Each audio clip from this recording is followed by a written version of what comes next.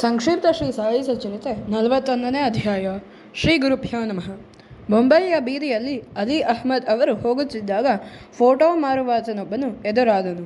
ಆತನಿಂದ ಬಾಬಾ ಅವರ ಚಿತ್ರವನ್ನು ಕೊಂಡು ತಮ್ಮ ಮನೆಯಲ್ಲಿ ಕಟ್ಟು ಹಾಕಿಸಿ ತೂಗು ಹಾಕಿದರು. ಒಮ್ಮೆ ಅವರಿಗೆ ಕಾಲು ಊದಿಕೊಂಡು ತಮ್ಮ ಭಾವನ ಮನೆಯಲ್ಲಿ ವಿಶ್ರಾಂತಿ ಪಡೆಯುತ್ತಿದ್ದರು. 3 ತಿಂಗಳ ಕಾಲ ಅವರ ಮನೆಗೆ ಬೀಗ ಹಾಕಿದ್ದರು.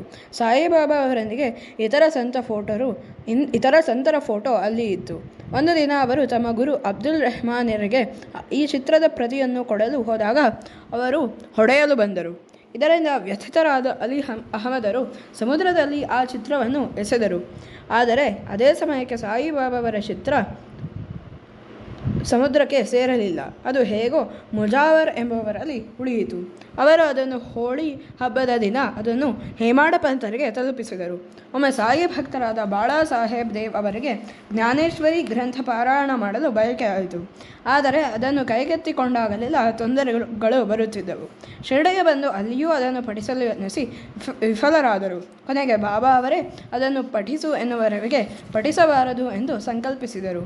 ಮತ್ತೊಮ್ಮೆ ಅವರು ಕುಟುಂಬ ಸಮೇತ ಶಿರಡಿಗೆ ಹೋದಾಗ ಬಾಪು ಸಾಹೇಬ್ ಜೋಗ್ ಅವರು ನೀವು ನಿತ್ಯವೂ ಜ್ಞಾನೇಶ್ವರಿಯನ್ನು ಪಠಿಸುವುದಿಲ್ಲವೇ ಎಂದರು.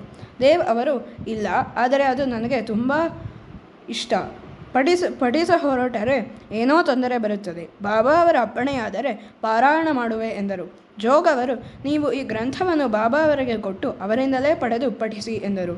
ಶ್ರೀ ಸಾಯಿನಾಥರ ದರ್ಶನ ಪಡೆಯಲು ಹೋದಾಗ ಅವರು 20 ರೂಪಾಯಿ ದಕ್ಷಿಣೆ ಕೇಳಿ ಪಡೆದರು. ಮರುದಿನ ಮತ್ತೆ 20 ರೂಪಾಯಿ ದಕ್ಷಿಣೆ ಪಡೆದರು. ಬಾಬಾ ಅವರು ದೇವ್ ಅವರನ್ನು ಅಲ್ಲೇ ಇರುವಂತೆ ಸೂಚಿಸಿದರು. ನಂತರ 25 ರೂಪಾಯಿ ಕೊಡು ಎಂದರು. ಅದನ್ನು ಕೊಟ್ಟದ್ದಾಯಿತು. ಇದ್ದಕ್ಕಿದ್ದಂತೆ ಬಾಬಾ ನನ್ನ ಚಿಂದಿ ಬಟ್ಟೆ ಕದ್ದೆಯ ಇಷ್ಟು ವಯಸ್ಸಾಗಿದೆ, ನಾಚಿಕೆಯಲ್ಲವೇ ಎಂದರು. ದೇವರು ನನಗೇನೂ ತಿಳಿಯದು ಎಂದು ಆಶ್ಚರ್ಯವಾಗಿ ಹೇಳಿದರು. ಬಾಬಾ ಅವರನ್ನು ಚೆನ್ನಾಗಿ ತೆಗಳಿದರು. ಮತ್ತೆ ಬಾಬಾ ಎಲ್ಲರ ಎದುರಿನಲ್ಲೇ ಅವನೇ ಕಳ್ಳ ಏನೆಂದರೂ ಎದುರು ಹೇಳದೆ ಸುಮ್ಮನಿದ್ದಾನಲ್ಲ ಎಂದು ಕೆಣಕಿದರು. ಮತ್ತೆ 12 ರೂಪಾಯಿ ಕೇಳಿದರು. ದೇವ್ ಇತರರ ಬಳಿ ಪಡೆದು ಅದನ್ನೇ ನೀಡಿದರು. ಆಗ ನೀನು ಏನು ಮಾಡುವೆ ಎಂದರು. ಏನೂ ಇಲ್ಲ ಎಂದಾಗ ಜ್ಞಾನೇಶ್ವರಿಯನ್ನು ಪಠಿಸು, ಒಳ್ಳೆಯದಾಗುತ್ತದೆ ಎಂದು ನುಡಿದ ಬಾಬಾ ನೀನು ಚಿಂದಿ ಕದ್ದೆಯಲ್ಲವೇ ಎಂದು ಮತ್ತೆ ಗೇಲಿ ಮಾಡಿದರು. ಆಗ ಅರ್ಥವಾಯಿತು ಚಿಂದಿ ಕಳ್ಳತನದ ಮರ್ಮ. ಬಾಬಾ ಅವರೇ ಸರ್ವಸಮರ್ಥರಾಗಿ ಎಲ್ಲ ಪ್ರಶ್ನೆಗಳಿಗೂ ಉತ್ತರಿಸಲು ಸಿದ್ಧರಿರುವಾಗ ಇತರರನ್ನು ಕೇಳಿದ್ದೇ ಆ ಕಳ್ಳತನದ ಅರ್ಥ. ದೇವ್ ಅವರು ಬಾಬಾ ಅವರ ಕೋಪ ನಿಂದೆಗಳನ್ನು ಆಶೀರ್ವಾದವೆಂದು ಭಾವಿಸಿದರು. ಬಾಬಾ ಇಷ್ಟಕ್ಕೆ ಸುಮ್ಮನಾಗದೆ 1 ವರ್ಷದ ನಂತರ ಅವರ ಕನಸಿನಲ್ಲಿ ಕಾಣಿಸಿಕೊಂಡು ಏನು ನಿನಗೆ ಜ್ಞಾನೇಶ್ವರಿ ಅರ್ಥವಾಯಿತೆ ಎಂದರು. ದೇವ್ ಅವರು ಇಲ್ಲ ಎಂದು ಒಪ್ಪಿಕೊಂಡರು. ಆಗ ಬಾಬಾ ನೀನು ತುಂಬ ಆತುರದಿಂದ ಓದುವೆ, ಅದನ್ನು ಬಿಟ್ಟು ಆಧ್ಯಾತ್ಮ ಭಾಗವನ್ನು ಓದು ಎಂದರು. ಅಷ್ಟರಲ್ಲಿ ಅವರಿಗೆ ಎಚ್ಚರವಾಯಿತು.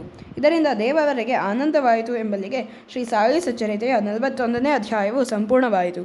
ಶ್ರೀ ಸಾಯಿನಾಥಾಯ ನಮಃ.